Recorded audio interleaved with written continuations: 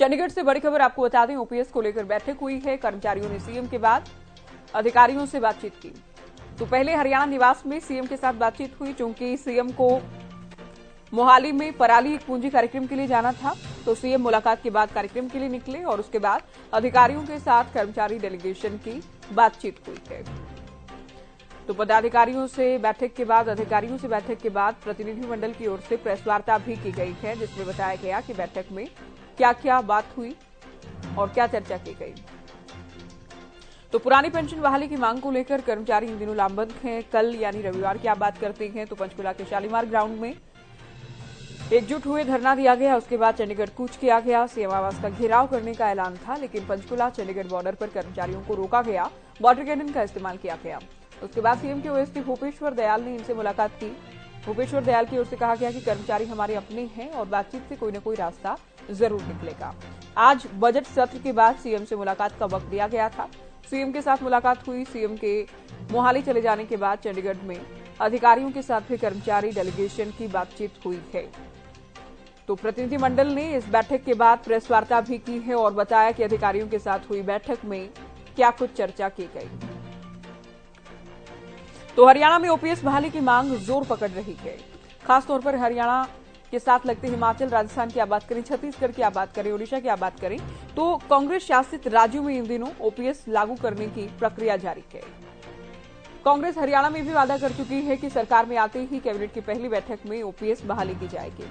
हालांकि बीजेपी कहती है कि खुद हुड्डा सरकार में, हुड्डा कार्यकाल में ओपीएस खत्म करते हुए एनपीएस लागू की गई और अब केवल ओपीएस के नाम पर कांग्रेस पूरी राजनीति कर रही है। नेता विपक्ष कहते हैं कि ओपीएस को खत्म करना या एनपीएस को लागू करना सही फैसला नहीं था। इसके परिणाम जब सामने आए तो अब हम ओपीएस के पक्ष में हैं और हमारी सरकार बनते ही ओपीएस को बहाल किया जाएगा। तो पुरानी पेंशन को लेकर कमेटी गठित की गई है। मुख्य सचिव, वित्त सचिव, पीएससीएम कमेटी के सदस्य होंगे। 2 मार्च को कमेटी के साथ कर्मचारियों का शिष्टमंडल बातचीत करेगा। चलिए, रवि कालीरमन हमारे संवाददाता फोन लाइन पर हैं। रवि, आप बताएं विस्तार से क्या क्या चर्चा हुई बैठक में और क्या फैसला लिया गया है? बिल्कुल ज्योति, देखिए जिस प्रकार से 32 लोगों का प्रतिनिधिमंडल जो है, कर्मचारियों का प्रतिनिधिमंडल मुख्यमंत्री के साथ मुलाकात करने के लिए पहुंचा था। एक लंबी दौर की जो बैठक है वो जरूर हुई।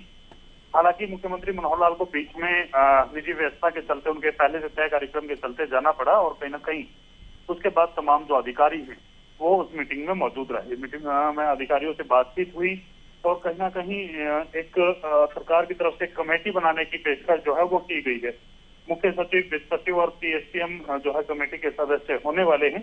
2 मार्च को चंडीगढ़ में कमेटी के साथ कर्मचारियों का शिष्टमंडल जो है वो बातचीत करने वाला है। तो कहीं ना कहीं आगे 2 मार्च तक के लिए फिलहाल जो प्रोटेस्ट है वो टाल दिया गया है, लेकिन 2 मार्च को फिर बातचीत होगी, क्योंकि तमाम तरह के फाइनेंशियल जो कागजात थे, आंकड़े थे, वो कहीं ना कहीं फिलहाल तमाम जो कर्मचारी थे उनके पास मौजूद नहीं थे। तो उसके लिए एक मीटिंग जो है वो बुलाई गई है। 2 तारीख को ये मीटिंग होनी है, कमेटी के साथ ये मीटिंग होगी। और वहीं अगर कर्मचारियों की बात की जाए तो ज्योति, कर्मचारी सिर्फ एक बात पे अड़े हैं। उनकी तरफ से कहा जा रहा है कि पुरानी पेंशन स्कीम के अलावा और कुछ मंजूर नहीं है। कोई रवि, ऐसे में चूंकि देखिए कर्मचारी इस बात पर अड़े हैं कि ओपीएस से कम कुछ भी नहीं चाहिए या ओपीएस से कम में नहीं मानेंगे। ऐसे में सरकार अगर कोई बीच का रास्ता देखती भी है तो भी इतना आसान नहीं होगा कर्मचारियों को मनाना। बिल्कुल ज्योति, जिस प्रकार से जो तमाम जो कर्मचारी हैं, आज अगर बात कर्मचारी नेता विजेंद्र धालीवाल की बात करें तो उनकी तरफ से साफ कहा गया है, साफ किया गया है बिल्कुल कि अगर 2 तारीख को पुरानी पेंशन स्कीम को लेकर जो है बहाली को लेकर कोई बात नहीं होती या बीच का रास्ता निकालने का कोई प्रयास किया जाता है तो वो उनकी तरफ से नहीं माना जाएगा। सिर्फ और सिर्फ एक सूत्रीय मांग है कि ओपीएस लागू होनी चाहिए और जिस प्रकार से पहले लागू थी उसी प्रकार से तमाम जो स्टेट्स में लागू है उसी प्रकार से हरियाणा में भी ओपीएस लागू होनी चाहिए। 2 मार्च की बैठक के बाद उसी दिन चंडीगढ़ में जिला और प्रदेश कार्यकारिणी की बैठक बुलाकर अगला ऐलान किया जाएगा, ये कहना है विजेंद्र धालीवाल का ज्योति। और कहीं ना कहीं 2 मार्च के बाद आगे की रणनीति तय करने की बात की गई। अगर 2 मार्च तक सरकार मानती है तो चीजों को करती है। तो रवि, ये भी इतना भी हम मानकर चलें कि कम से कम अब जो सेशन बचा के पहले चरण का, उसमें तो ओपीएस को लेकर फिर बात नहीं होगी, क्योंकि अगले चरण में हालांकि अगर सरकार से बात नहीं बन पाई तो एक बार फिर से मुद्दा गूंजेगा।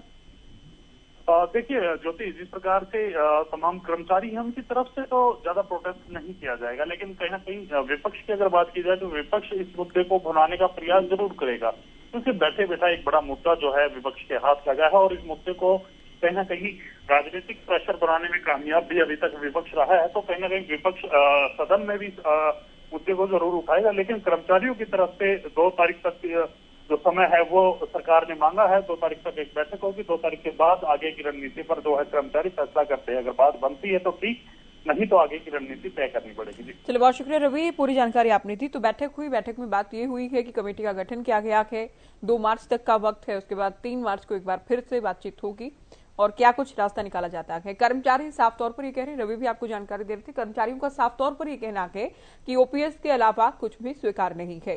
तो ओपीएस तो सरकार लागू करे ही, इस मांग को लेकर पहले भी प्रदर्शन था और आज ये बैठक हुई है। कल सत्र चूंकि एक बार फिर से शुरू होगा, तो कल की कार्यवाही में देखना होगा कि ओपीएस के मुद्दे को लेकर किस तरह से विपक्ष की ओर से आवाज उठाई जाती है।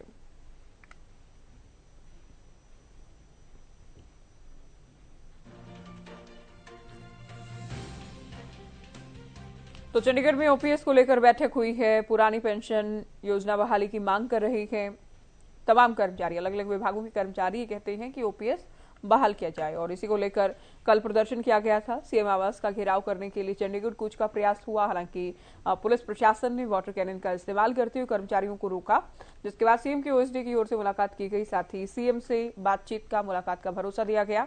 ऐसे में आज ही मुलाकात हो गई है। मुलाकात के बाद, बैठक के बाद कर्मचारियों का क्या कुछ कहना है, ये आपको सुनवा देते हैं।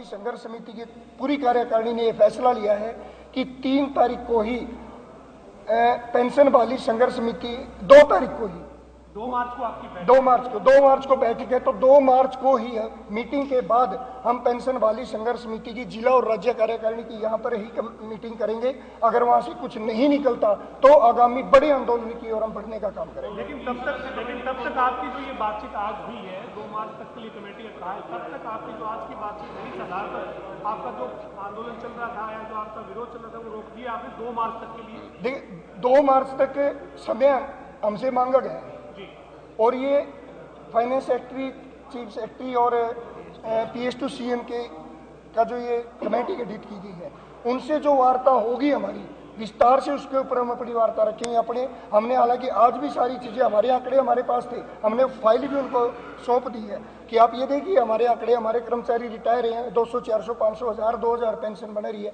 उनको मेडिकल रिम्बर्समेंट नहीं है, उनको उनकी जो सामाजिक सुरक्षा है वो बिल्कुल खत्म कर दी गई है। उसके साथ साथ उनका आर्थिक शोषण जो 10% हमारा काटा जा रहा है और 14% सरकार आम करदाताओं का डालकर केवल PFRD के माध्यम से पूंजीवादी व्यवस्थाओं को बढ़ाने के लिए और बड़े पूंजीपतियों को उसका फायदा पहुंचाने के लिए लगा रही है, वो हमने मजबूती के साथ अपनी बात उनके सामने रखी है। आखिर में यही फैसला हुआ कि सरकार अपने आंकड़े हमारे सामने रखेगी और उन आंकड़ों के ऊपर हम चर्चा करेंगे। वहीं से अगर हमारे यहाँ वो कहते हैं कि आपके आंकड़े लगभग ठीक है, लेकिन फिर भी अगर कोई वो रह जाती है, लेकिन फिर भी हमने क्लियर कर दिया, मुख्यमंत्री जी को भी क्लियर कर दिया और उनके अधिकारियों को भी क्लियर कर दिया कि हमें केवल OPS चाहिए, OPS के अलावा कोई भी अन्यायकारी नीति नहीं चाहिए। मुख्यमंत्री जी ने यही कहा कि मेरे अधिकारी इसके ऊपर चर्चा करेंगे, आंकड़ों की बात होगी, क्योंकि इसमें फाइनेंशियली मैटर है, बिल्कुल ये बड़ा फाइनेंशियल मैटर है कि इन सारे आंकड़ों के ऊपर बात होगी। हमने उनके सामने हालांकि अपनी पूरी बात रखी, फिर उन्होंने कहा कि इन 3 लोगों की कमेटी होगी। आज भी हमने लंबी चर्चा हुई, लगभग 1 घंटे तक हमारी अधिकारियों के साथ विस्तार से चर्चा हुई, लेकिन उनके पास अभी अधिकारियों के पास कुछ आधिकारिक आंकड़े नहीं थे, तो उन्होंने इसलिए 2 मार्च की मीटिंग फिक्स की गई है। पुनः मैं आपके माध्यम से एक बात कह देना चाहता हूं सरकार को भी और प्रदेश सरकार को भी और तमाम जो CID और उनके प्रशासन को भी कि 2 मार्च को हम किसी बीच के रास्ते पे जाने वाले नहीं हैं। हमें चाहिए पुरानी पेंशन, तो केवल और केवल पुरानी पेंशन जो कि 5 राज्यों में ऑलरेडी बहाल हो चुकी है, तो हरियाणा में बहाल क्यों नहीं हो सकती? हरियाणा प्रदेश तो उन तमाम राज्यों से समृद्ध राज्य है।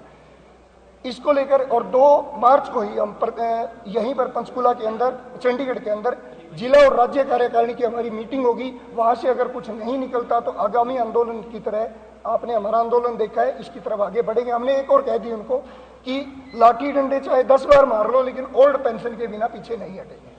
आप जो